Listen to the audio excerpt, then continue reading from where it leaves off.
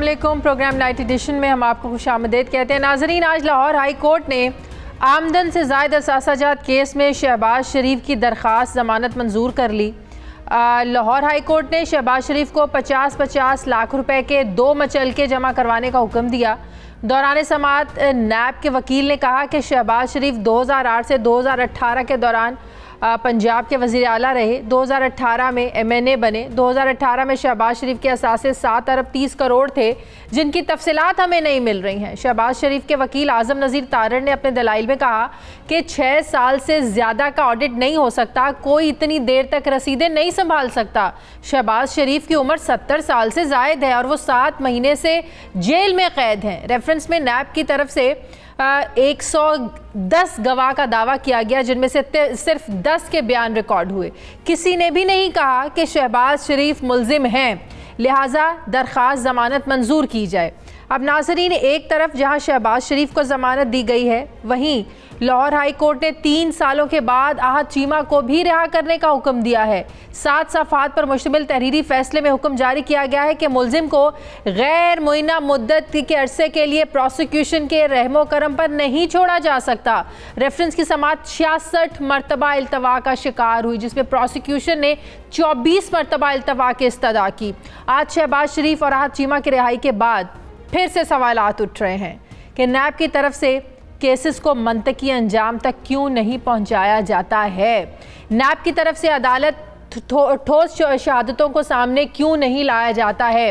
इससे पहले लाहौर की एहतसाब अदालत ने मनी लॉन्ड्रिंग और रमज़ान शुगर मिल केस में 20 महीने से कैद हमजा शहबाज की रिहाई के भी अहकामात जारी किए। फिर हम जानते हैं कि मरीम नवाज़ चौधरी शुगर मिल्स केस और जाती उमरा केस में ज़मानत पर हैं और नैब ने मरीम नवाज़ की ज़मानत मनसूखी के लिए भी लाहौर हाई कोर्ट से रुजू किया हुआ है। इस्लामाबाद हाई कोर्ट ने LNG केस में शाहिद खाकान अब्बासी, जबकि नारोवाल स्पोर्ट्स सिटी कॉम्प्लेक्स में एहसन इकबाल की ज़मानत मंजूर की है। अब सवाल ये है कि नैब सबूतों के दावे होने के बावजूद इल्ज़ामात को साबित क्यों नहीं कर पाती। क्या प्रोसिक्यूशन कमज़ोर होती है जिसकी वजह से कुछ साबित नहीं हो पाता। दूसरी तरफ नाजरीन, जहां PTM टूट चुकी है, क्या शहबाज शरीफ की रिहाई के बाद ये कहा जा सकता है कि PTM दोबारा मुत्तहद हो सकती है। आज मरीम नवाज़ ने एक ट्वीट की कि एहतसाब के नाम पर इंतकाम में कमो बेश तमाम मुस्लिम लीग के रहनुमाओं को निशाना बनाया गया। ये वो सज़ा है जो उन्हें नवाज शरीफ के बयानिए पर खड़ा रहने पर मिली है, जो सब ने खुसूसन शहबाज शरीफ ने दलेरी के साथ कबूल की। तो क्या नाजरीन, हम ये समझें कि नवाज शरीफ और शहबाज शरीफ का बयानिया एक है। नवाज शरीफ ने तो हमेशा इस्टेब्लिशमेंट को टारगेट किया है, हमेशा इस्टेब्लिशमेंट पर तनकीद की है, जबकि शहबाज शरीफ ने हमेशा मुफाहिमाना रास्ता अपनाते हुए सख्त रवैया अपनाने से गुरेज किया है। तो फिर बयानिया एक कैसे हुआ? मैं बात करूंगी, मुझे ज्वाइन कर रहे हैं पाकिस्तान पीपल्स पार्टी के सीनियर रहनुमा एतजाज़ अहसन साहब। अस्सलाम वालेकुम, बहुत बहुत शुक्रिया चौधरी साहब आपका। चौधरी साहब, शहबाज शरीफ की रिहाई के बाद एक बार फिर से जो ज़मानत उन्हें मिली है, सवालात उठ रहे हैं। हमजा 2 साल से जेल में थे, उनको ज़मानत मिली, मरीम नवाज़ को ज़मानत मिली, शाहिद खाकान अब्बासी को मिली, एहसन इकबाल को मिली और कितने नाम हैं, ख्वाजा साद रफ़ीक। बात यह है कि नैब तो इतने दावे करता है, सबूत होने के दावे करता है। शहजाद अकबर घंटों घंटों प्रेस कॉन्फ्रेंस करके जो है ना, वो जो पेपर्स लहराते हैं, TTs के बारे में बयान करते हैं, लेकिन हम देखते हैं कि 2-2 साल के बावजूद गुजर जाने के बावजूद भी नैब कुछ साबित नहीं कर पाता। सर, क्या ये जो इंतकामी कार्रवाई का एक बयानिया है अपोजिशन का, जो अब हुकूमत के अपने लोग भी बात कर रहे हैं, क्या ये सच साबित नहीं होता फिर?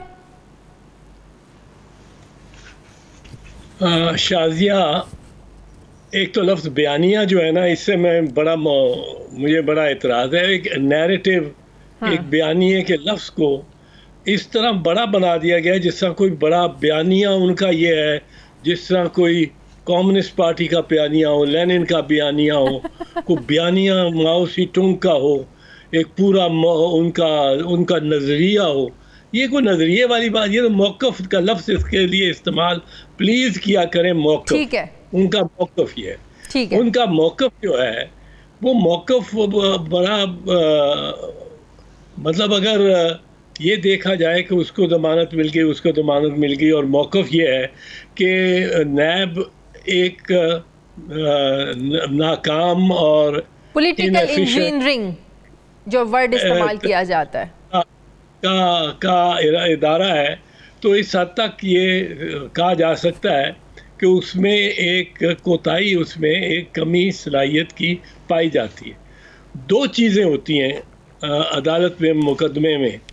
एक चीज़ है उसको कहते हैं इन्वेस्टिगेशन, तफ्तीश। हाँ। तफ्तीश में काम है आपका जो जितना भी जितना सबूत और शहादतें हैं उनको जमा करना, ये तफ्तीश है। सही। और दूसरा होता है प्रोसिक्यूशन।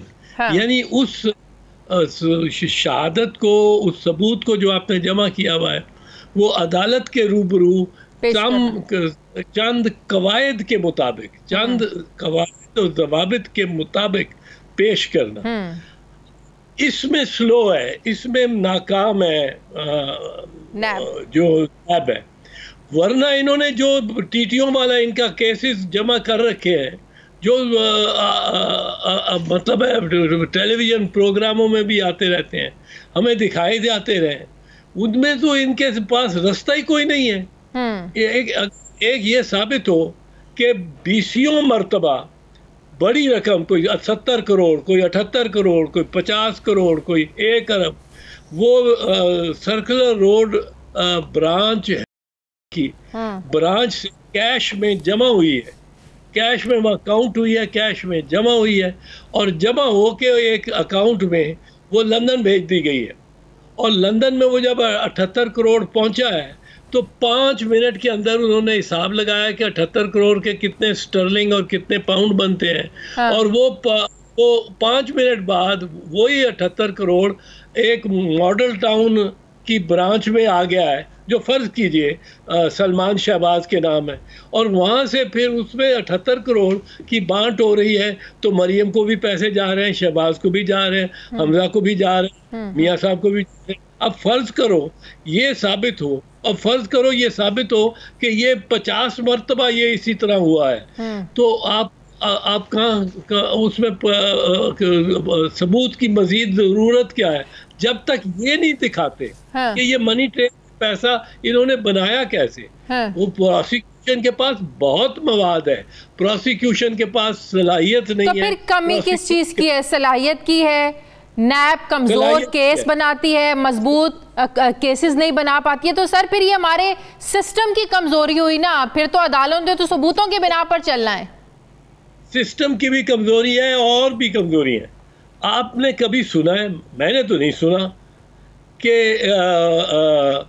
कहा जाए कि जी आप मुल्ज़िम को गिरफ्तार करने से पहले 10 दिन का नोटिस देंगे। हाँ, हाँ, हाँ। वो मुल्ज़िम आपके काबू में कहाँ रहेगा। हाँ। या रहेगी।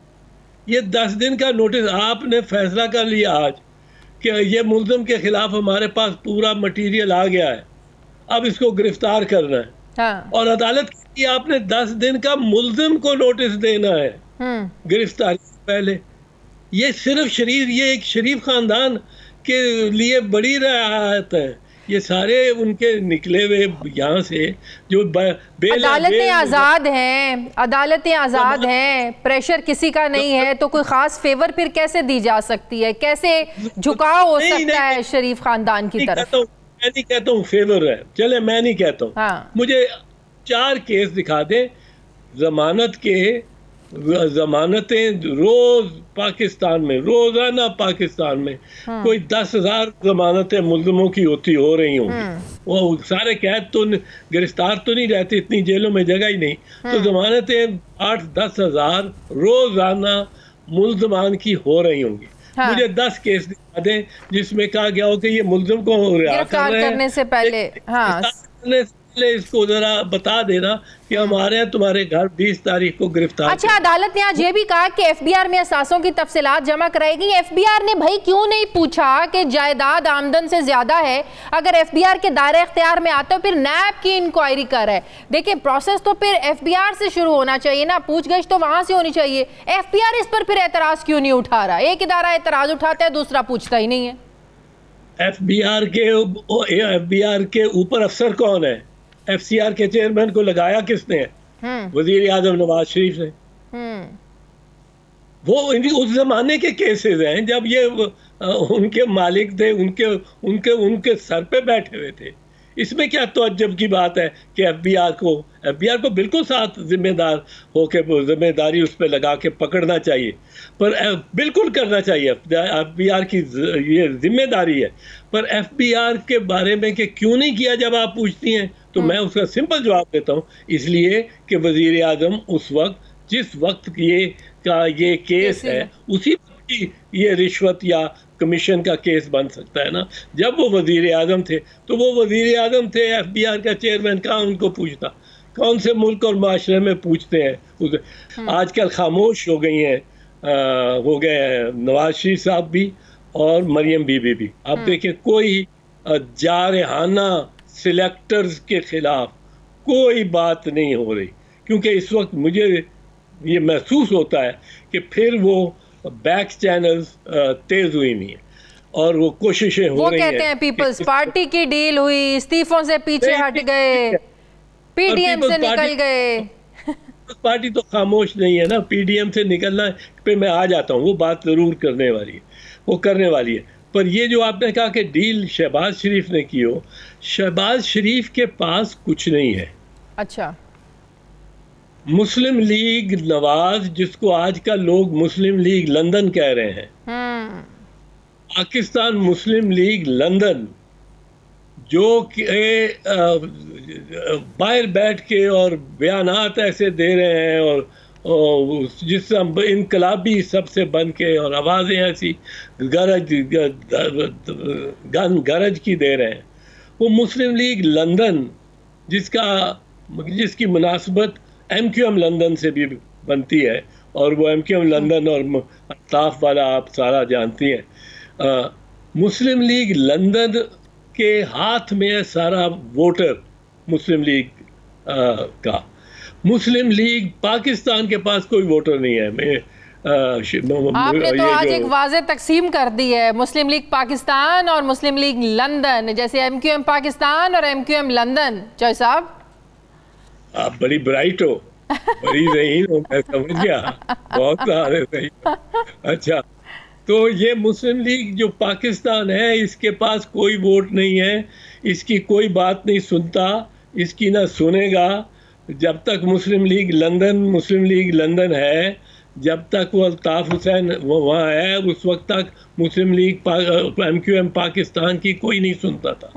और इस वक्त क्राउड पुलर जो है वो मरियम है, और इस वक्त जो फैसले करती है वो, और जिसका फैसला मानना पड़ेगा शहबाज को भी और उनके बेटे हमजा को भी और दूसरों सबको भी, वो मुस्लिम लीग लंदन है। और मुस्लिम लीग की जो लीडर है पाकिस्तान में इस वक्त मौजूद मरियम। अच्छा, शहबाज शरीफ साहब की रिहाई के बाद क्या पीडीएम की तरफ वापसी पाकिस्तान पीपल्स पार्टी की हो सकती है? कोई उनका अगर रोल हो, वो बात करना चाहें, पीपल्स पार्टी वापस आ सकती है? ऑल्दो कहा जा रहा है पीपल्स पार्टी की तरफ से कि नून लीग माफ़ी मांगे, पीडीएम माफ़ी मांगे, जो वो मांगने को तैयार नहीं है। वो कहते हैं हम राइट पे हैं, आप लोगों ने गलत किया, बाप के बाप से आप लोगों ने जो है ना वो डील कर ली। ये मौलाना साहब ने भी कल ये बात करी।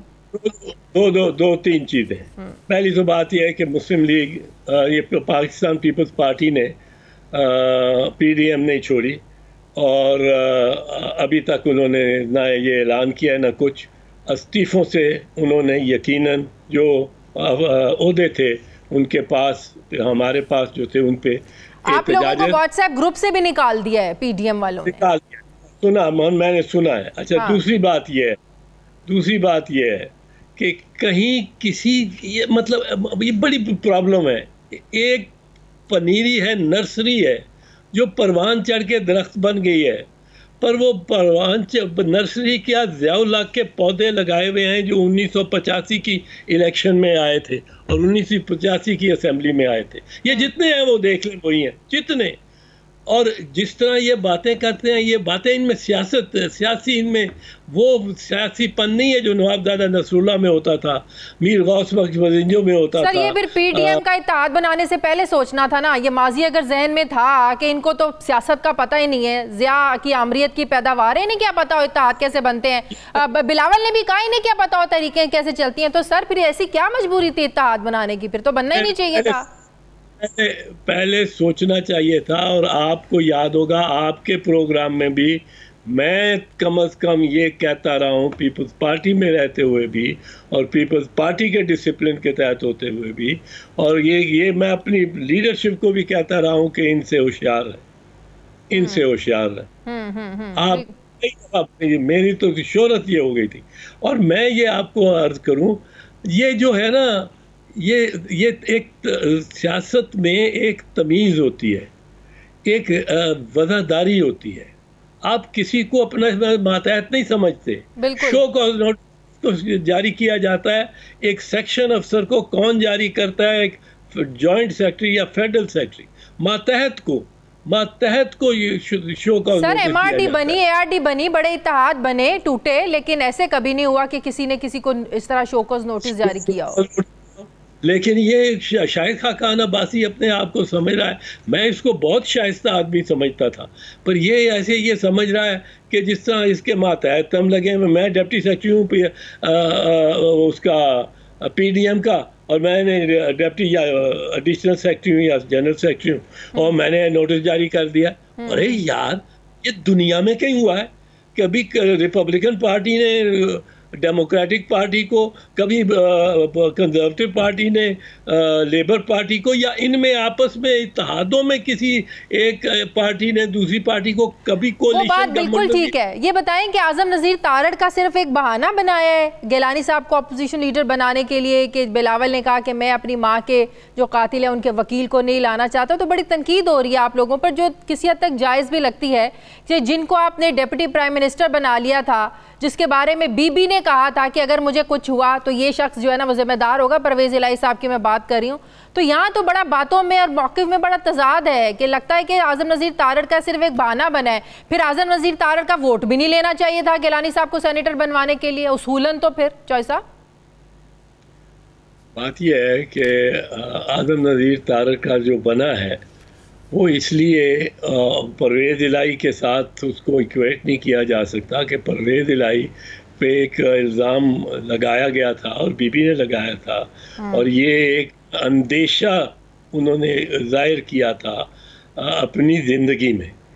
यहाँ जब उनका मर्डर हो गया, उनकी शहादत हो गई है, और मतलब है वो सारी दिल आज़ारी और लोगों की और पाकिस्तान पीपल्स पार्टी की ये इतनी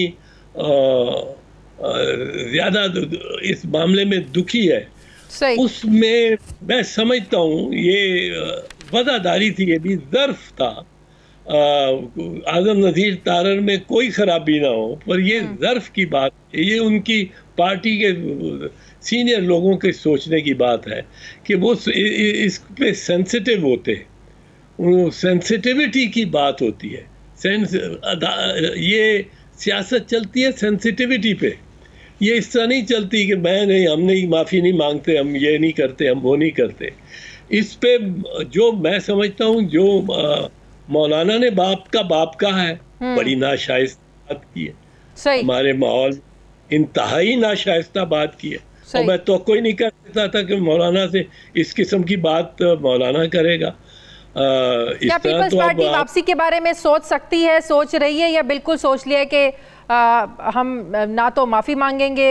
नून लीग ने तो कहा माफ़ी नहीं मांगेंगे, मौलाना ने कहा कि आपको एक मौका देते हैं, आप सोच लें, नज़रसानी कर लें, नहीं जाना वापस पाकिस्तान पीपल्स पार्टी ने पीडीएम में? नहीं, देखें ना, ये तो मुश्किल लगता है क्योंकि एएनपी भी इसके भी हम साथ है। एएनपी एक खुददार जमात है, सही, उसने पहले फैसला किया है, उनका एक वकार है, उनकी एक हैसियत है, बिल्कुल, और उनके साथ हमारा दीरीना ताल्लुक है, ठीक है, असफंदियात को लोग एडमायर करते हैं, सही। और लेकिन इधर जो दूसरी तरफ से जिस तरह धत्कारा जा रहा है और जिस तरह ये बात की जा रही है, और राना सनाउल्लाह एक नई बात ही ला रहे हैं बीच में कि अगर आसिफ जरदारी साहब ने ये बात ना यूं ना क्या होता, हाँ। तो यूं ना क्या होता। वो कब की बात है? वो पिछले साल की बात है, और वो चाहे वो लेके वो बना रहे हैं बुनियाद।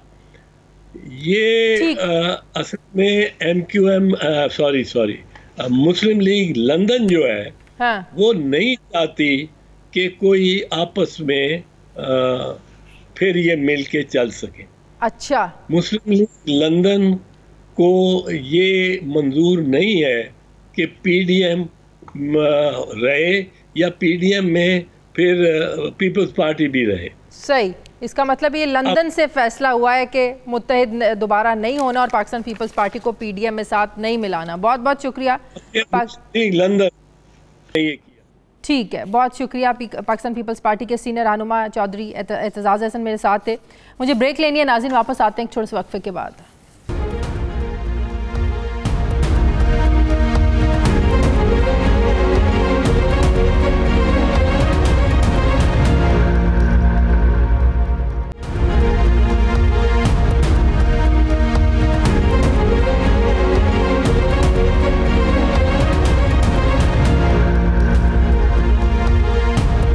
ब्रेक के बाद एक बार फिर से आपको खुशामदीद कहते हैं नाज़रीन। अमेरिका ने 11 सितंबर 2021 तक अफगानिस्तान से अपने तमाम फौजियों को निकालने का फैसला किया है। अमरीकी अखबार रिपोर्ट कर रहा है कि अमरीकी हुकूमत ये समझती है कि अस्करी ताकत से अफगानिस्तान के जो अंदरूनी सियासी चैलेंजेस हैं इन पर काबू नहीं पाया जा सकता। अमरीका ये चाहता है कि अफगानिस्तान में मिलिट्री ऑपरेशन ख़त्म किए जाएं। तमाम तवज्जो सिफारती सतह पर अमन मुज़ाकरात की कोशिशों पर रखी जाए। गुज़श्ता साल ट्रंप इंतज़ामिया और तालिबान के दरमियान दोहा में एक मुआहदा हुआ। मुआहदे में ये तय पाया था कि अमरीकी अफवाज 1 मई तक अफगानिस्तान से निकल जाएंगी, जबकि तालिबान गैर मुल्की अफवाज को निशाना नहीं बनाएंगे और ना ही दहशतगर्द तंजीमों से रवाबित रखेंगे। अब अमरीका अपनी अफवाज की वापसी में 3 से 6 महीने की तौसी चाहता है। अमरीकी फ़ौज की वापसी के बाद मुख्तलिफ हलकों की जानिब से अब सवाल उठाए जा रहे हैं कि इस फैसले से जो मकामी आबादी है ये कितनी महफूज होगी, क्या असर होगा उस पर। यह भी सवाल है कि क्या फ़ौजी इनक़ला के बाद अमरीका काबुल हुकूमत और अफ़गान अवाम की मदद को जारी रखेगा एक ऐसे मौके पर जहां अफ़गानिस्तान के मुस्तकबिल पर बहुत से ख़दशात हैं, तहफ़्फ़ुज़ात हैं। वहां तुर्की की मेज़बानी में अफ़गान अमन कॉन्फ्रेंस भी मुनक़िद की जा रही है। एलामिया के मुताबिक इस कॉन्फ्रेंस का मकसद अफ़गान पीस प्रोसेस की रफ्तार को तेज़ करना है। अब तालिबान जो है वो इस कॉन्फ्रेंस में शरीक होने से इनकारी हैं। वो कहते हैं कि अफ़गानिस्तान में तमाम गैर मुल्की अफवाज का इनखला जब तक नहीं होता वो इस कॉन्फ्रेंस में शरीक नहीं होंगे। सवाल यह है कि तुर्की में मुनक़िद इस कॉन्फ्रेंस में तालिबान की शिरकत न करने के फैसले के बाद फिर इस कॉन्फ्रेंस की अहमियत क्या होगी।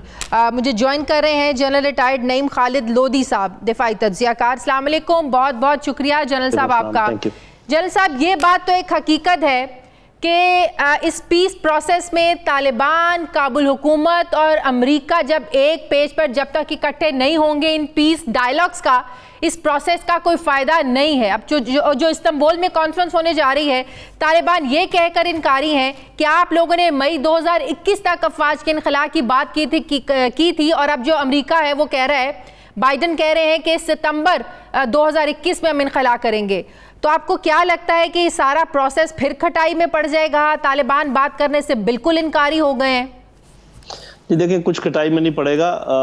सिर्फ बात यह है कि ये बात बिल्कुल क्लियर है, दुनिया ने देख ली है कि तालिबान ने जो मुआहदा किया था अमेरिका के साथ, उन्होंने उसकी कोई खिलाफ वर्जी नहीं की है। हाँ। मतलब अगर अमेरिका कहता तो है जी उनकी अभी तक रवाबत है, ये है वो है, वो तो जब तक उनका कंट्रोल नहीं होगा वो आप उनको कुछ नहीं कह सकते कि भी उधर वो क्यों बैठा हुआ है, वो क्यों बैठा हुआ है। तो ये तो बहाने हैं उनके।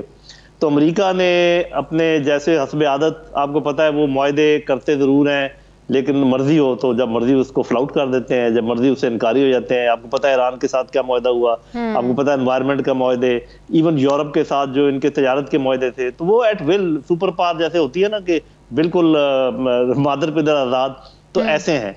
मैंने बहुत पहले ये प्रेडिक्ट किया था कि मिलिटरीली अमेरिका के लिए अभी यहाँ रहना नामुमकिन है, तकरीबन नामुमकिन है। मैं तकरीबन का लफ्ज़ इसलिए कह रहा हूँ कि सुपर पावर है, अगर उसका मूड खराब हो जाए तो कुछ भी हो सकता है। मुझे ऐसे लगता है कि होगा ये कि तालिबान इस बात पे जोर देंगे कि अमरीकी हर हालत में 1 मई तक निकले, या शायद उनको कुछ दिन की मोहलत दे दें, लेकिन वो इस बात की गारंटी देंगे, ये मेरा ख्याल है, कि नेटो की जो फोर्सेस यहाँ पर सितंबर तक है कायम है, उनकी हिफाजत भी करेंगे, उनके ऊपर हमला भी नहीं करेंगे। ये अल्टीमेटली तय होगा। बाकी ये एक पेज पर कोई भी नहीं है, तीनों ये अलग अलग पेजेस पर हैं। जो थोड़ा बहुत आपको नजर आ रहा था कि अफगान हुकूमत और अमरीकी एक पेज पर है, वो भी आप देख लिया। वो तो बेचारे रो रो के कह रहे हैं कि आप ना जाएं, क्योंकि उनको तो ये सूट ही नहीं करता कि अमेरिका यहाँ चलिए, अगर सितंबर में भी अमरीकी अफवाज निकल जाती हैं तो काबुल हुकूमत इस काबिल है कि वहाँ के सिक्योरिटी के हालात और वहाँ के अवाम को जो है वो संभाल सके? क्या सियासी ढांचा क्या होगा वहाँ का, काबुल का? जी देखिए, सियासी ढांचा हमेशा, वो आपने बड़ा पुराना मकूला है ना उसका, नेपोलियन का, कि political power grows out of the barrel of the gun, वो अभी तक वैलिड है, खासकर इन मुल्कों में बहुत वैलिड है जैसे अफगानिस्तान है।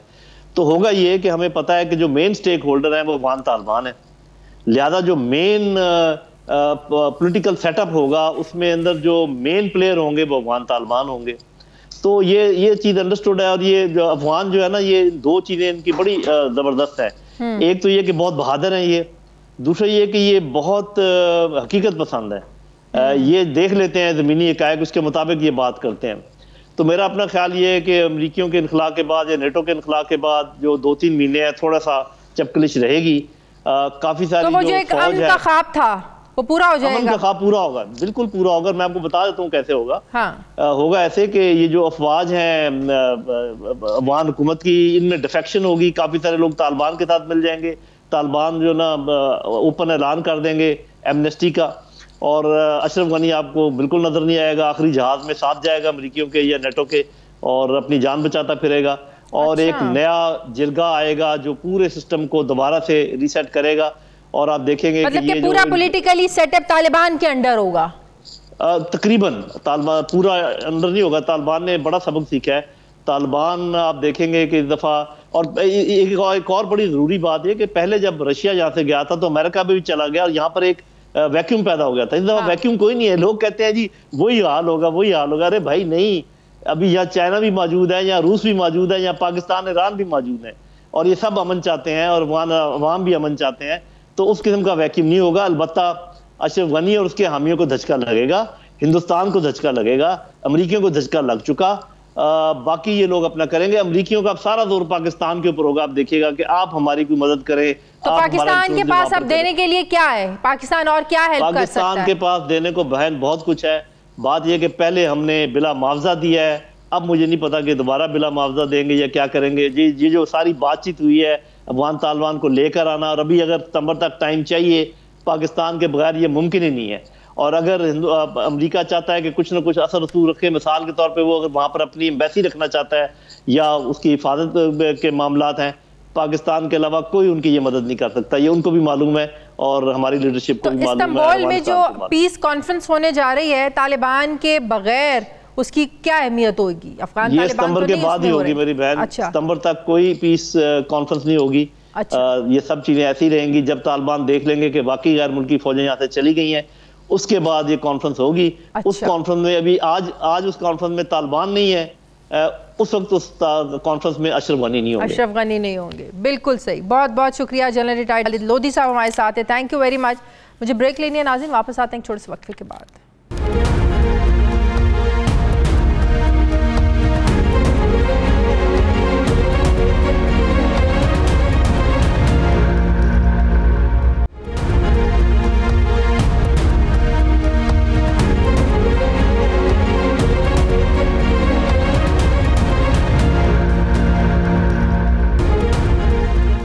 ब्रेक के बाद एक बार फिर से आपको खुशामदीद कहते हैं नाज़रीन। आज वज़ीर-ए-आज़म इमरान खान ने सरगोदा में कम लागत के घरों की तामीर के मंसूबे का संगे बुनियाद रखते हुए कहा कि तामीराती शोबे और कंस्ट्रक्शन के जारी रहने से मुल्क में एक मुआशी इनकलाब आने वाला है। वज़ीर-ए-आज़म ने यह कहा कि महंगाई की बुनियादी वजह कानून की बालादस्ती ना होना है। एक तरफ हुकूमत मुल्क में महंगाई को तस्लीम कर रही है तो दूसरी तरफ वज़ीर ख़जाना हमाद अज़हर कहते हैं कि IMF ने पाकिस्तान के मुस्बत इक़्तिसादी इशारियों को तस्लीम किया है। MD IMF ने पाकिस्तानी अवाम की फलाह की ज़रूरत को भी तस्लीम किया है। हमाद अज़हर IMF के मुस्बत इशारियों का जिक्र तो कर रहे हैं, लेकिन हकीकत यह है कि IMF से मुआहदे के बाद एक जो आम शहरी है ये बुरे तरीके से मुतासिर हुआ है।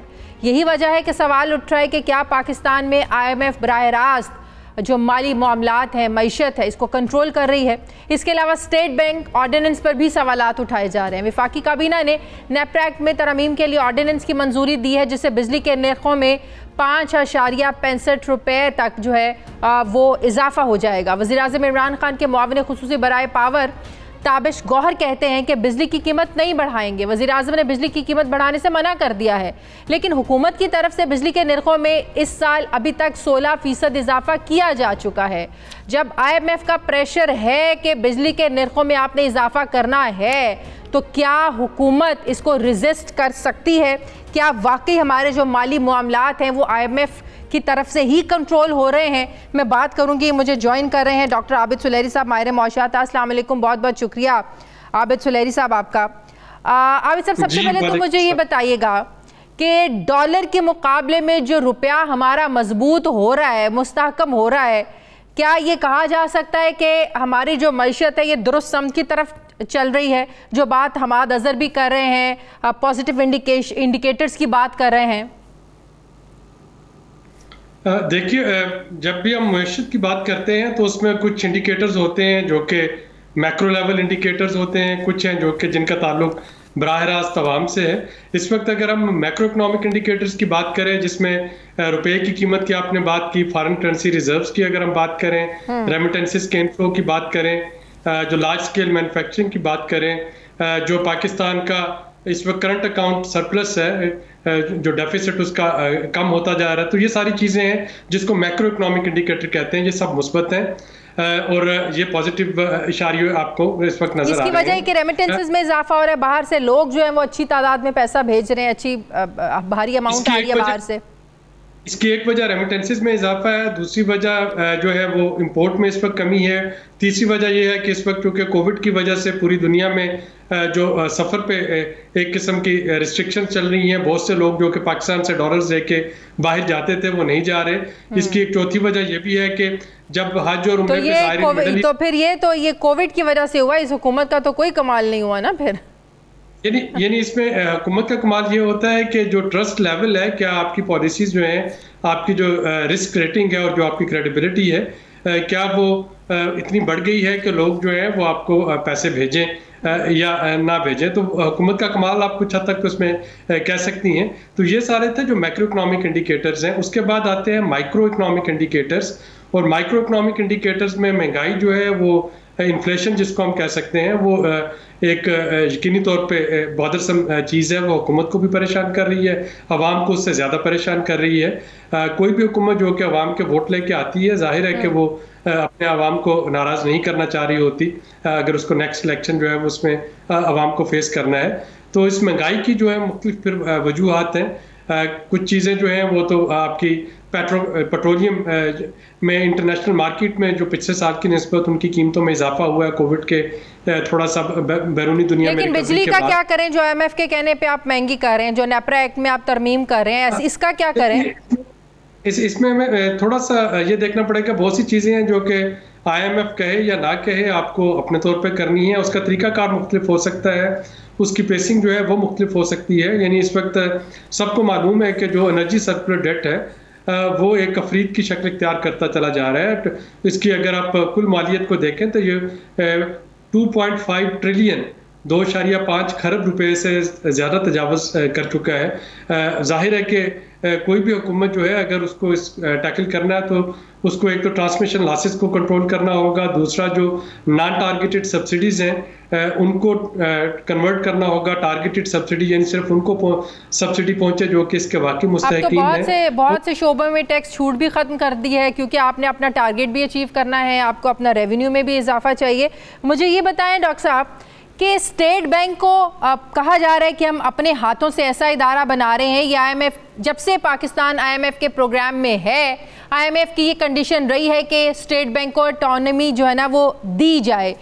क्या वाकई इससे नुकसान होगा? कहा जा रहा है कि इस तरमीम के बाद नैब और FIA के जो FIA भी जो है ये माली मामलात में governor state bank, deputy governor state bank कोई पूछ गिछ नहीं कर सकता। सारे मामलात IMF की तरफ से चलाए जाएंगे, इन इदारों की तरफ से चलाए जाएंगे। मतलब ये कि गवर्नर स्टेट बैंक और डिप्टी गवर्नर स्टेट बैंक क्या ये समझें कि ये प्राइम मिनिस्टर से भी ज़्यादा मजबूत हो जाएंगे ये? मेरा ख्याल है यहाँ पे थोड़ा सा इसमें, यानी ना तो ये स्टेट बैंक को खुद मुख्तारी देने से पाकिस्तान का हर मसला हल हो जाएगा, हाँ। और ना स्टेट बैंक को खुद मुख्तारी देने से खुदा न खास्ता पाकिस्तान जो है वो उसकी जो सॉवरेनिटी है वो कोलैप्स कर जाएगी। देखिए, ये दुनिया में इस वक्त एक बेस्ट प्रैक्टिस है कि उसके रेगुलेटर्स जो हैं वो इंडिपेंडेंट होते हैं, और स्टेट बैंक जो है पूरी दुनिया में इस वक्त जो रिजर्व बैंक है, सेंट्रल बैंक है, उनको इंडिपेंडेंस दी जाती है। अब इस पे तो कोई दो राय नहीं हो सकती कि स्टेट बैंक को इंडिपेंडेंट होना चाहिए, उसमें पॉलिटिकल इंटरफेरेंस नहीं होनी चाहिए, ताकि जो करेंसी एक्सचेंज रेट है जो कि हम देख रहे हैं अब ओपन मार्केट में डिटर्मिन हो रहा है, या इंटरेस्ट रेट है या बाकी चीज़ें जो हैं वो स्टेट बैंक इंडिपेंडेंटली उन पे ऑपरेशनली अमल कर सके। हाँ, इस बात पे ज़रूर बहस हो सकती है कि जब आप स्टेट बैंक को ये अख्तियारात दे रहे हैं तो फिर उसके बदले में आप उससे मांगते क्या हैं, यानी उसको ऑब्जेक्टिव क्या देंगे, टारगेट क्या देंगे। तो अगर तो जब मसवदा जो पेश होगा पार्लियामेंट में, अगर तो स्टेट बैंक के साथ ये बाइंडिंग हो कि ठीक है जी, आप के इख्तियार आपके पास है, लेकिन फिर आप पूरे साल में एवरेज इन्फ्लेशन जो है वो इतने % से ऊपर नहीं जाने देंगे, तो फिर मैं उस मुख्तारी की बिल्कुल हमायत करूंगा। लेकिन अगर आप मुकम्मल खुद उनको मुख्तारी दे के और उनके साथ कोई टारगेट ना उनको दें या उनके साथ कोई ऑब्जेक्टिव ना करें, तो फिर इस पे सवाल उठ सकते हैं। क्या इस कानून के तहत स्टेट बैंक हर तरह की इंफॉर्मेशन IMF, वर्ल्ड बैंक जो चाहेंगे देने का मजाज होगा? कॉन्फिडेंशियल माली मामलात से मुतालिक जो उनकी डिमांड होगी स्टेट बैंक देने का मजाज होगा? देखिए, ये हमें देखना है कि जो मसवदा पार्लियामेंट में डिस्कशन के लिए पेश किया जाएगा उसमें क्या क्या चीज़ें जो हैं वो प्रपोज की हैं हुकूमत ने, और कोई भी हुकूमत जो है वो ऐसा एक कदम नहीं उठा सकती कि वो अपनी तमाम खुद मुख्तारी जो है उस पर कंप्रोमाइज़ कर जाए। मैं सिर्फ एक नुक्ते की तरफ आना चाह रहा था जो आप फरमा रही थी नैब और इन्वेस्टिगेशन के मामले में। देखिए, दो तरह के फैसले होते हैं। एक फैसला होता है पॉलिसी डिसीजन, यानी इस पॉलिसी डिसीजन पे नैब जो है वो गवर्नर स्टेट बैंक या डिप्टी गवर्नर स्टेट बैंक को नहीं बुला सकती कि आपने इंटरेस्ट रेट जो था ये 7% क्यों रखा है, इसको 7.5% क्यों नहीं किया, या इसको 6% क्यों नहीं किया। लेकिन अगर कोई क्रिमिनल एक्ट होता है, फॉर एग्जांपल के स्टेट बैंक के कोई ऑफिशियल जो हायर ऑफिशियल जो है वो इनसाइड इंफॉर्मेशन इस्तेमाल करते हुए अपने लिए कहीं पे प्रॉफिट कमाते हैं, या वो इंफॉर्मेशन कहीं पे रिलीज करते हैं, अपने दोस्तों को बताते हैं कि जी कल इंटरेस्ट रेट बढ़ने वाला है, कम होने वाला है, आप इन्वेस्टमेंट कर लें या ना करें, तो वो तो एक क्रिमिनल चार्ज है। उस पर तो डेफिनेटली जो होगी बास अकाउंटेबिलिटी वो होगी। लेकिन जो पॉलिसी डिसीजंस हैं, पॉलिसी डिसीजन में स्टेट बैंक के जो ऑफिशियल्स हैं, गवर्नर और डिप्टी गवर्नर और बोर्ड मेंबर्स, उनको ये कहा गया है कि उनके जो है इंटेंट इन गुड फेथ, तो अगर वो इन गुड फेथ को पॉलिसी डिसीजन लेते हैं तो उसको नैब जो है उस पर पूछगिछ नहीं करेगी। डॉक्टर साहब, एक आखिरी सवाल करना चाहती हूँ। आप भी जानते हैं कि कोरोना की जब पहली लहर आई थी तो IMF की तरफ से हमें रिलैक्सेशन मिली थी, लेकिन अभी जो तीसरी वेव है बहुत ख़तरनाक है, नुकसान भी इससे ज़्यादा हो रहा है। आपको पता है आए दिन केसेस बढ़ते जा रहे हैं, तो ज़ाहिर है इससे आपकी इकोनॉमी पे भी बहुत ज़्यादा फ़र्क पड़ता है। तो क्या कोई उम्मीद है कि IMF अब भी कोई हमें रिलैक्सेशन दे? जी, हमारी STPI में आज ही हमने बुलाया हुआ था जो रेजिडेंट रैप हैं IMF की पाकिस्तान में, टेरेसा डेबांस को, और यही क्वेश्चन मैंने उनसे किया था, और उन्होंने कहा था कि एक पूरी फ्लेक्सिबिलिटी है पाकिस्तान के पास, अगर खुदा न खास्ता ये तीसरी लहर जो है ये कंट्रोल में नहीं आती तो पाकिस्तान पे जो टारगेट्स दिए गए हैं, खा वो टैक्स बढ़ाने के हैं या बिजली के नरक बढ़ाने के हैं या बाकी चीज़ें, उनमें पाकिस्तान के पास फ्लेक्सिबिलिटी होगी प्रोवाइडेड, और शर्त ये है कि पाकिस्तान उन पैसों को कोविड के रिस्पांस पे खर्चे, या वो उसको सोशल प्रोटेक्शन पे खर्चे, या वो कोविड के इलाज मुआवजे पे, वैक्सीन पे खर्च कर रहा हो। ये नहीं हो सकता कि उन पैसों को आप जो है किसी ऐसे दूसरे मामलात में आप पैसे को खर्च करें। इसका मतलब है हमें रिलैक्सेशन मिल सकती है। बहुत बहुत अगर जी ये केसेस चलते हैं। सही, बहुत बहुत शुक्रिया माहिर मौशद। डॉक्टर लहरी साहब मेरे साथ है। मुझे ब्रेक लेनी है नाज़रीन, वापस आते हैं एक छोटे से वक्फे के बाद।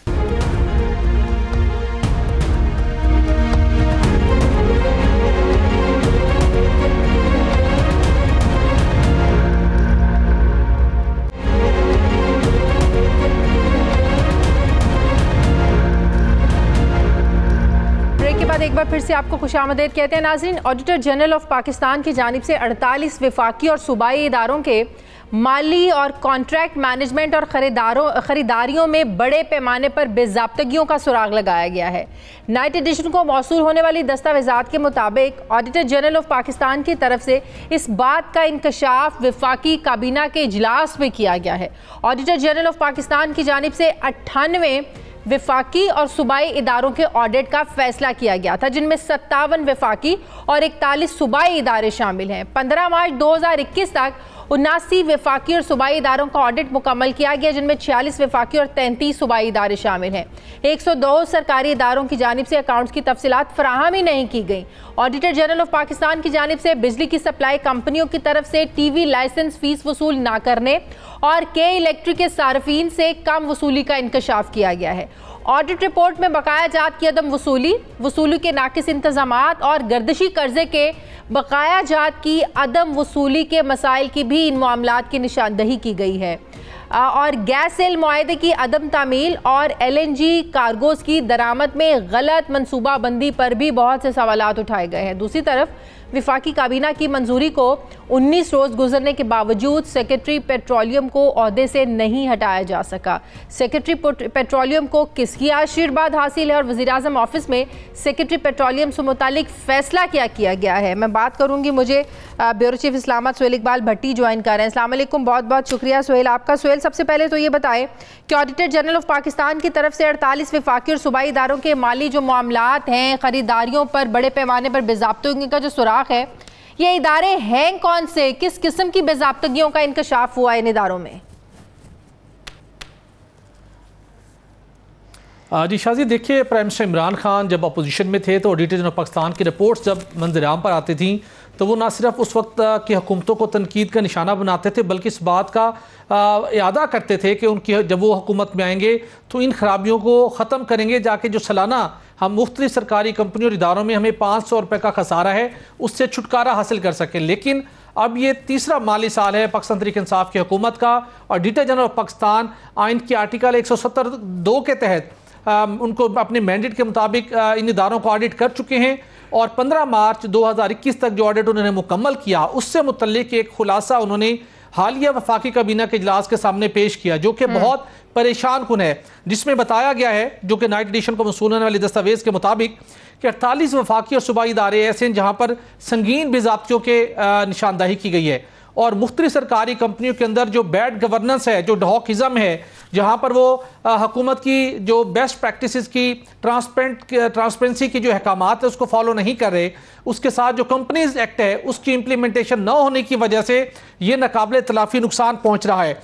उसके अंदर बताया गया है कि बहुत सी सरकारी कंपनियाँ जो तवानाई की हैं, PIA की बात की गई है, वहाँ पर SOPs को जो स्टैंडर्ड्स थे, जो SCCP के कंपनीज एक्ट के मुताबिक उनको इम्प्लीमेंट करना चाहिए थे, वो ना होने से नुकसान पहुंचा है। बोर्ड ऑफ डायरेक्टर्स फाल नहीं है, इंडिपेंडेंट बोर्ड ऑफ डायरेक्टर्स को अपॉइंट नहीं किया जा रहा। 20 ऐसी कंपनी है जिनके मुस्तकिल चीफ एग्जीक्यूटिव अफसरान की तैनाती नहीं की जा रही, जिसकी वजह से खसारे में मुसलसल इजाफा हो रहा है, जिसकी वजह से बेज़ाब्तियाँ बढ़ रही हैं। उसके साथ बताया गया कि मुख्तलिफ इदारों में नाकाबिले फ़हम सरमायाकारी की गई है। जब नाकाबिले फ़हम सरमायाकारी से मुराद है कि जिसका कोई आपको बेनिफिट नहीं था, आपने वहाँ पे करोड़ों रुपए लगा दिए, जिसका मकसद था कि किसी और कंपनी को, इदारे को आपने माली मदद फराहम करनी थी। उसके साथ बताया गया कि ज़रिए तरक्याती बैंक ने लोन हासिल किया हुआ था, जो बैंक कर्ज के मामला थे, उसके फंड को उन्होंने गलत यूटिलाइज किया, जिसका अल्टीमेटली कौमी खजाने को भारी नुकसान पहुंच रहा है।